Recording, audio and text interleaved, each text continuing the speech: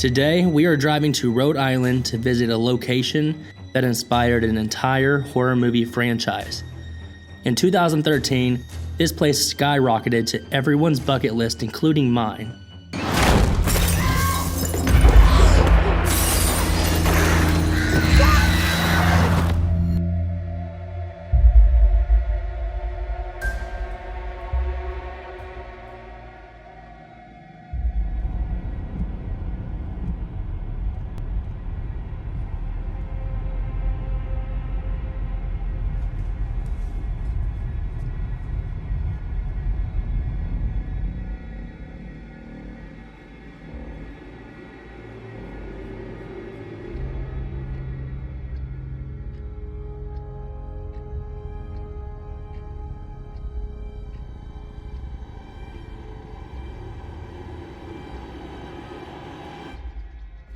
In our past episodes, we have focused a lot on the history and the backstory of the locations we visit. But since this location is so well known, and most people know the true story behind The Conjuring, I'm not going to bore you to tears with that. So we're going to jump right into the investigation. Just going to ask you a few questions, and then if you can go over and touch that red light or get near that device, it will make a noise and it will change different colors. So first, I want to know if there's anything here with this.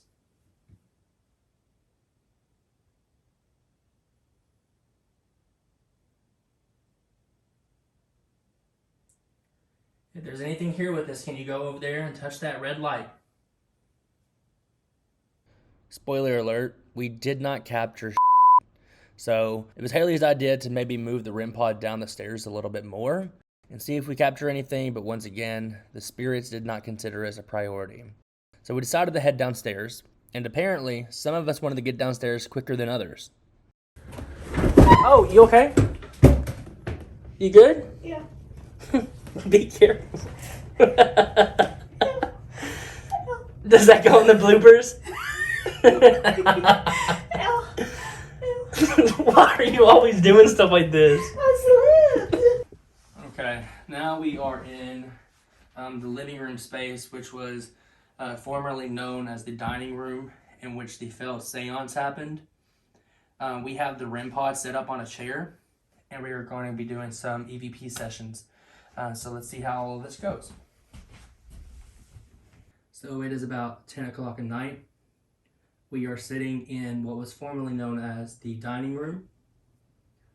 We have the REM Pod set up in a separate chair with a camera, with the camera pointed at it.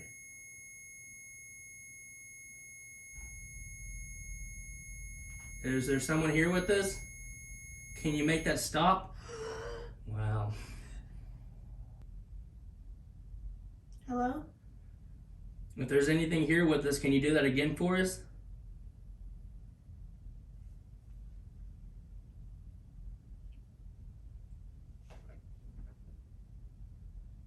I also have a voice recorder here. So if you choose not to use that device that we have over in the chair, you can always come over and speak into what I'm holding in my hand. Okay, so you like the device. Can you cut it off again? Can you make it change a different color? And just for anyone who's watching this right now, we just want to be completely clear that before we started this investigation, we had put a brand new 9-volt battery into this. Maybe play the recording back. Yeah, can you give me some flashlight here?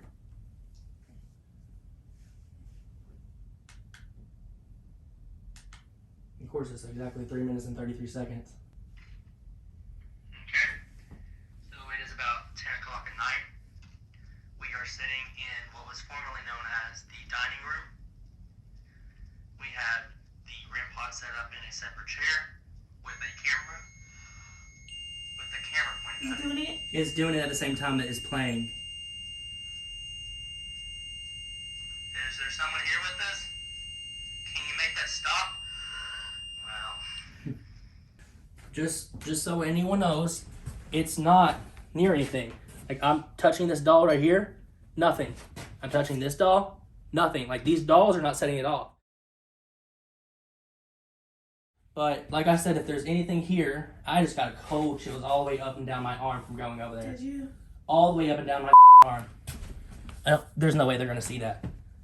Cold chills. Here. Yeah, I don't know if you can see all the goosebumps on my arm. I can see it. I can see. Cold chills from going over there. I don't know why. We're going to cut these lights completely off in here. Yep. All right, we are sitting in the dark. We have a flashlight illuminating the REM pod and the EMF detector. We were just like 10 feet away in the other room. We were getting a lot of action with the REM pod. It stopped doing anything as of like 5 minutes ago, 6 minutes ago. We're just wondering if maybe all the energy that we're picking up on is coming from this room. We were told that this was Carolyn and Roger Perrin's bedroom, and that after an attack that they had in this room, they ended up switching rooms.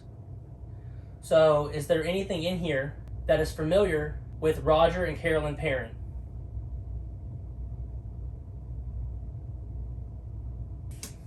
Are you going to start being shy on us?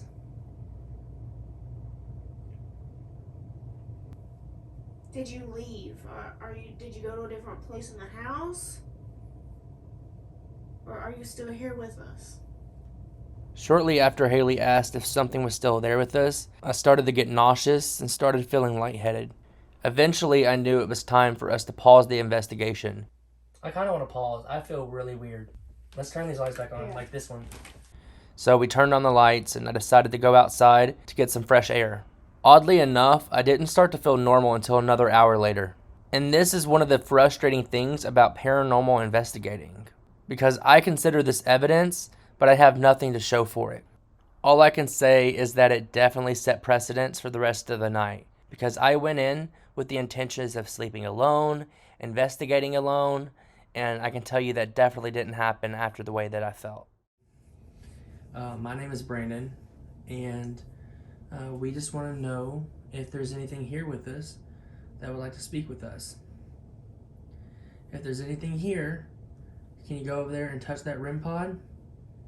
It's that little bitty circle with the red light on top. So this was the last REM pod session of the night, and at first we thought it was just a speck of dust. As we watched the video back, we noticed that it didn't move like a piece of dust. It almost seems as if it was flying from the couch, even though nobody was over there.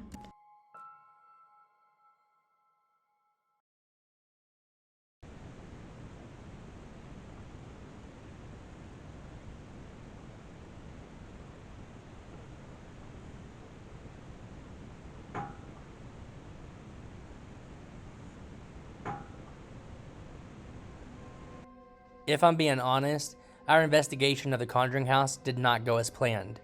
And if I got the chance to redo it, I absolutely would.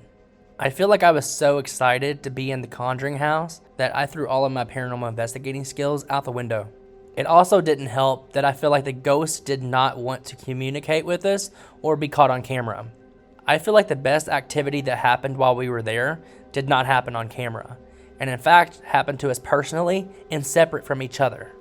Obviously, you saw the video where I started feeling nauseous, dizzy, and cold after Haley asked if something was still in the room with us. But I definitely don't believe that was our first encounter with an entity that night. Shortly after our tour, we were sitting down at the kitchen table trying to figure out a game plan. I immediately felt a tall male presence behind me, and I heard footsteps. I turned around thinking the owner had walked back in, but no one was there. The next morning, we talked to the owner, and he pretty much confirmed everything that Haley felt. He said that there have been several women who have felt large male presences in the house. The Conjuring House definitely did not disappoint. And even though we didn't get a lot of evidence, the evidence that we did get, especially the personal experiences, were intense. And like I mentioned earlier, if I could redo this investigation, I definitely would. And it finally looks like we might actually get the opportunity to do that.